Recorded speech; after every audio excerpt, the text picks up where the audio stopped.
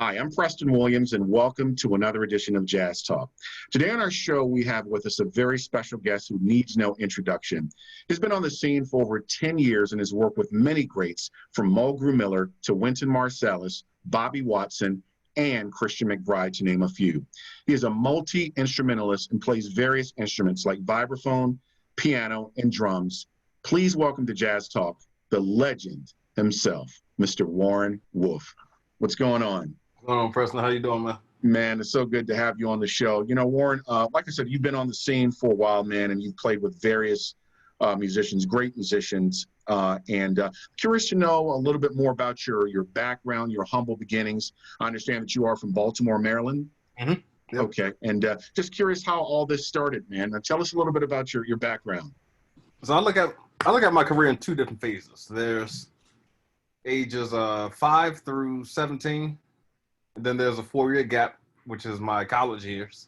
Gotcha. And immediately, once I graduated from educator to performer, from the age of 21 until current, which I'm 40 right now. I'm 40 years old. Young man. Okay. So I first started playing with back in 1982, 83, somewhere around there. Oh, you were like 3 years old then, man. Yep. So my dad got me started. My dad was he wasn't a performer himself. He was a history teacher in Baltimore City Public Schools. Okay. United States and World History. But because I grew up in a pretty rough part of Baltimore, like I grew up right in the middle of the hood. You know, I've seen a lot of stuff, and you know, in order to just keep me on the right path, you know, just have something to do, my dad got me started in music. Smart man. Yeah, I mean, I still went outside and played. You know, I'm still a kid, but you know, he had me practicing a lot. So right. At the young age of 3, you know, I used to like my elementary school was right up the street from my house. It was no more than 2 blocks. Okay. Even though it was a crazy neighborhood, you know, it was still kind of relatively safe at the time. So basically, you know, normal childhood, go to school, walk home by myself, come home, you know, watch cartoons. But then I have 2 older sisters. So they would come home maybe 30 minutes later, then my parents come home maybe 30 minutes after that. So Gotcha. The reason I'm saying all that is because once the calm down period came from the school, it was time to hit the basement. So I was in the basement practicing from 5:30 to 7 o'clock. Every day, huh? Every day on multiple instruments. So it was always like 30 minutes on vibes or marimba, 30 minutes on keys, and 30 minutes on drums. Now, in that 30 minutes, it could have ranged in multiple styles. See, a lot of people, when they see me, they just think, you know, my dad was just blasting jazz around the house all day. And it wasn't like that, you know. But it was just ranging from not even, jazz wasn't even like the priority of it all. It was just, I just wanted me to be the complete musician. So we had music going around from classical to Motown to the Beatles, what was you know, Little Richard, to Weather Report, to Anita Baker. Again, this is 82, so Anita Baker. Wow. You're exposed to everything, man. Wow. Yellow Jacket, Spiral Gyra. So I'm hearing all that, you know, that my dad was playing. My mom was still, music of her heyday was the Motown, so I was hearing all of that. And then my 2 older sisters, you know, they were playing a lot of, you know, how I got, and I mean, it's a big part of my musical upbringing too. They were playing a lot of stuff by LL Cool J, En Vogue, Slick Rick. They were playing all of that type of stuff. So I'm hearing all of this music around the house all the time. You know, a lot of people don't know this, but being a musician is not something that I wanted to do. Really? No, not at all. I mean, like I said, what kid, you know, at 3 years old already has, I mean, some parents are like that, but what kid already has their future planned out for them at 3? Right, right. You know, most times the parent would let their child figure it out. Right, exactly. Have me ready to go. So I wanted to be either a fireman or an astronaut. Like it was actually, an astronaut was like my number one thing. There's something about NASA and the skies. I look at the clouds and stars. It's like all of that stuff right there. Just kind of like, man, it's beautiful. But my dad was like, nah, you're gonna be a musician. So you're classically trained too, aren't you, Warren? Yeah. So outside of that 5 days of training with my dad in the house, eventually he signed me up at Peabody Preparatory. Peabody. Okay. And I was in the prep program on Saturdays for 7 to 8 years. Mm. A guy named Leo LePage. Leo is now deceased, but Leo was a member of the Baltimore Symphony Orchestra. But it was cool about his background, even though he was a symphony musician, he was also a jazz musician back in the day before he joined the orchestra. He was a jazz musician in the Boston area. Yeah. So in my private lessons, even though it was 80% studying classical, every now and then he'd be like, yeah, let me show you how you can relate this classical stuff to the jazz. Right, right. Or this improv. So that was like the beginnings. Lots and lots of training. And also just being in the school bands, elementary school band, middle school band, high school band. Yeah, yeah. I had my first gig, I think it was at a senior citizen spot in Baltimore when I was 5 years old. Man, that's incredible. Wow. So after all of this, you eventually went on to the Baltimore School of the Arts. Yep. School for the Arts. While I was there, eventually my solo career was picking up more on the classical side. I was studying with a guy named John Locke at Baltimore. John Locke is still a member of the Baltimore Symphony to this day. But my solo career with the Baltimore Symphony was picking up. I wasn't traveling around doing different orchestras, but they would call me and say, "Hey, we want you to play this. We want you to play this," but not in the percussion section. I was out front. Man, I'm just thinking, Warren, so many great artists have come out of that school. Like Tupac Shakur and of course Jada Pinkett and others. Were they before you? Before me. Okay, that's great. So after that, you head on from there to Berklee College of Music. Yep, September of 1997. And what was incredible about that, man, as far as your background, you studied with Dave Samuels, which is a favorite of mine. I listened to a lot of his stuff with Spyro Gyra and a lot of the stuff that he did. What was it like working with Dave, man? What did you learn from him? To be different. To be honest. I mean, Dave was like the sole reason I went to Berklee. When I was in high school, whenever I would finish practice with my dad, we would always play games of pool, billiards. Mm-hmm. And we would always throw some music on while we were playing. And one of the tracks I would pretty much play all the time when we played pool was a tune called Morning Dance by Spyro Gyra. And Dave Samuels had this killing marimba solo on that. And listened to him because I was still trying to figure out improv. Listening to that solo, just like, wow, I kind of understand the stuff now. And then, come time to pick colleges, I was like, wow, he teaches at Berklee. So I talked to my parents and up there I went. And again, by the time I got up there, I was progressing like really fast. Like I was already picking up a lot of stuff, but the majority of my stuff was sounding like Dave because I wanted to be like him. Yeah. So back to my private lessons, he was like, "Nah, man." He was like, "You sound great, but you're not. All you're doing is trying to be me, and you're not saying nothing at the same time. What else is your story?"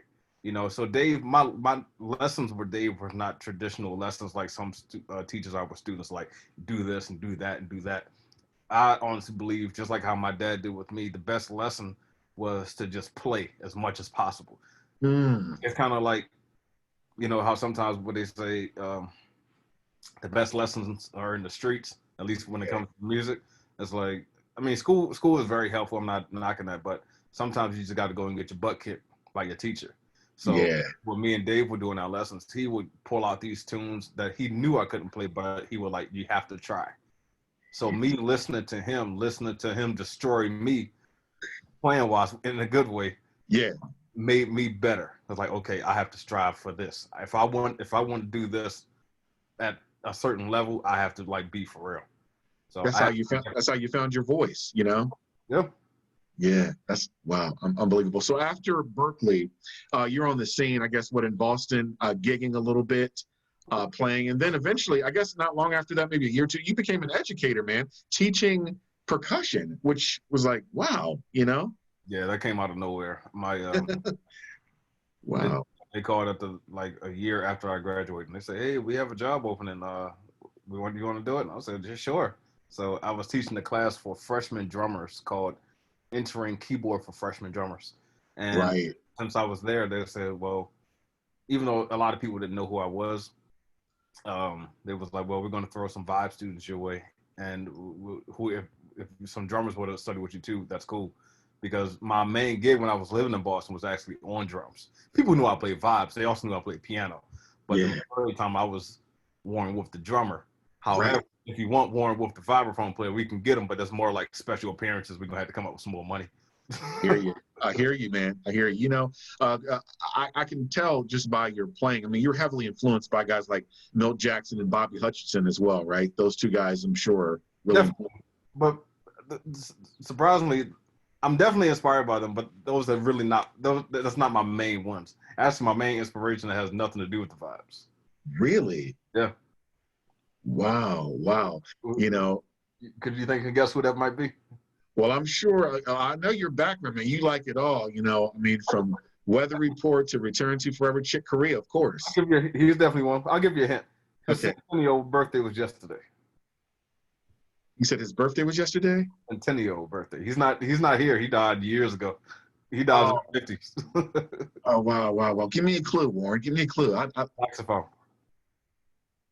Bird, Charlie Parker. You Hey, know, there you go. I got it. Yeah, Bird was incredible, man. I mean, probably the greatest improvise. I mean, I look at him along with Coltrane and Sonny Rollins as probably the greatest Definitely. saxophonist to ever live. But Bird was incredible. Yeah, 100th birthday, incredible. Uh, He's my main influence yeah, wow. when it comes to just learning this music. I mean, Milt Jackson, Bobby Hutchins are very much there, like here, but Yeah, Parker is like right above that. yeah, yeah. That's great, man. Now, how did you hook up early? You know, you were gigging with different people. You played with so many people. How did you hook up with Wynton Marsalis, man? Um, from what I remember, with Jazz Links in the Airs now today, like Dizzy's Jazz Club. Yeah.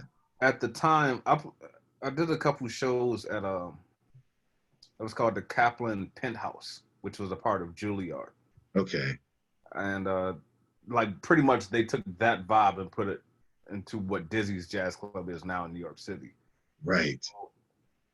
If, man, if I really had to remember, I did a show for somebody up there at the Penthouse. I think it was a double. That's what it was. It was a double vibe thing with Okay. with Stephon Harris, Yeah. and you know, Stephon is maybe 4 or 5 years older than me, but he's been in the scene a little bit longer as well. So his popularity was rising while mine. It's like we were just going here. I'm right here. Stephon is here.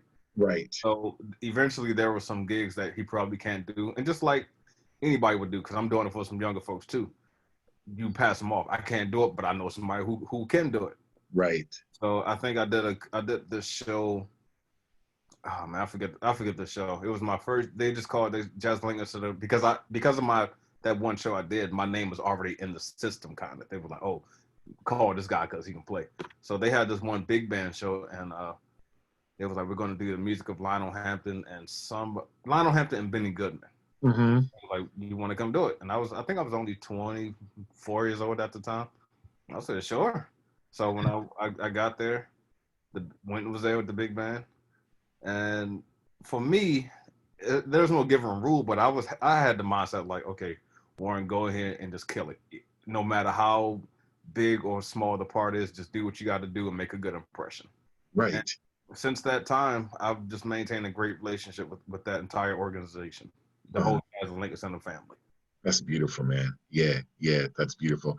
You also worked with one of my favorite pianists, the late Mulgrew Miller. What was it like playing with Mulgrew, man? Awesome, man. Margaret was the second person ever to give me a chance at traveling. Wow. Uh, he took me to Japan with his group Wingspan. I was subbing for vibraphone Steve Nelson, Mm-hmm. and we went to Japan for 2 weeks. While I was over there, he introduced me to one of the some folks at a Japanese record company, and through that relationship, I recorded two Japanese imports. One called Incredible Jazz Vibes and Black Wolf, and Mulgrew Miller actually performed on both of those records with me. Um, so a lot of firsts, like first two records with Mulgrew, first Mm-hmm. time touring with Mulgrew. When I was teaching at Berkeley as an educator, you know, I wanted to bring up a special guest, and I didn't have a lot of money in the budget to bring up a special guest, and I called Mulgrew. I said, man, I only got like $600, $700. We'll take care of your hotel and stuff. And he was like, I'd love to do it. And Mulgrew was such a great dude. Very warm piano player, bluesy. Yeah. Everything modern. he was Yeah, I loved him, man. He was great. He was great. One of the cats. And he also played with one of my favorite sax players, Bobby Watson. It was like working with Bobby, man. Oh man, it was great, man. I toured with him for about 2 years. We toured Italy a lot. A group called Live and Learn. Myself, him, and Curtis Lundy, and a few other young guys. Playing with Bobby is great. We were just going for it every night, just hard. Yeah. So I'm actually playing with Bobby in about 2 weeks at the Keystone Corner here in Baltimore. Man, I wish I could be there to see that. I just checked out your performance. Was it last week? You playing at Andy Music at the piano. I says, look at my man Warren. I mean, it was beautiful, man. You were great. I loved it. Doc and I were talking about that, and your performance was fantastic. Yeah, you've played with some heavy hitters. I mean, Ron Carter, another one. I mean, the godfather of bass. What was it like working with Ron, man? Man, it was great. I mean, the thing is all of these guys, no matter who they are, no matter the age, no matter who they've been with, they look at me and say, you sound great, young man. And that's just high praise, just coming from guys who play with Miles Davis. Right. Another one is like Buster Williams. I mean, I've recorded with Ron. I've recorded with Buster and all these guys, but Ron was great. It was cool to actually have the headphones on and you still hear those lines that he plays on bass. I'm like, man, that's the same stuff he played with Miles Davis. Right. With Tony Williams and everybody else and Eric Dolphy and all these guys. He's totally cool, man. Man, that is awesome. Wow. I'm impressed, Warren. I really am impressed, man, the people that you've worked with. Now, I wanted to mention or actually bring up a guy that everyone knows. You guys have a good relationship, and you hooked up with him, and he's one of the greats of the greats already, Mr. Christian McBride. Mm-hmm. How did you guys meet, man? And, you guys have worked on some projects together, but what was it like working with Christian? How did you guys meet, that whole thing? We met back in 2000. Year 2000, he was running a jazz camp in Aspen, Colorado, and I was a student. I went out there, and just like I told you, I had that same thing, like with Winton, just go in there and kill it. Yeah, I had that same thing. I mean, that's my mentality with anybody. I'm never gonna come in there just lazy and just like, oh, whatever. But with Christian, I was like, all right, just he had some big band music, and I knew all the tunes. Well, not all of them, but I knew most of the tunes that he by heart, and I went in there and just played my butt off, and I must have made a good impression on him because he called me, typically that's how it is. You make a good impression and you stay in their minds. And then they call you about 6, 7 years later. Yeah. But that one time I was supposed to play with Christian, it was not supposed to be beyond that. It was just supposed to be a 1-week deal. We were just supposed to play the Vanguard 1 week. That was it because he had another band at the time. But people loved this band after we played. They said, you guys have got to stick together. So we went in the studio after that, and we did a record called Kind of Brown. Yeah, I remember that. Yeah. And that was in 2009, I think we recorded that. And here we are in 2020. We're still playing some of that material.